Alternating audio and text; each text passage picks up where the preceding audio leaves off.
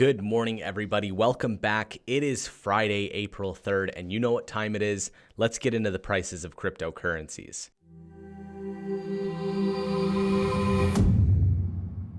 Another huge day in the cryptocurrency world. We are up all across the board today. Now, the 24-hour gains are not very impressive, but there's something that happened in the middle of the day that we want to talk about today. Let's jump right into Bitcoin, up 2.6% from yesterday at $6,774. Ethereum up 4% at $141.45. Dash up 3.6% at $67.96. And Litecoin up 1.8% at $40.13. Now let's take a closer look at Bitcoin. Now, as you can see here, there's a huge spike in the middle of the day at about 7 o'clock Eastern Standard Time. The price went up from $6,662 3 hours before and shot up over $7,000 at $7,138.59 at its peak, and then an hour later shot back down below 7,000. Now, as you guys know, I discuss resistance points all the time. And with Bitcoin, it does have resistance points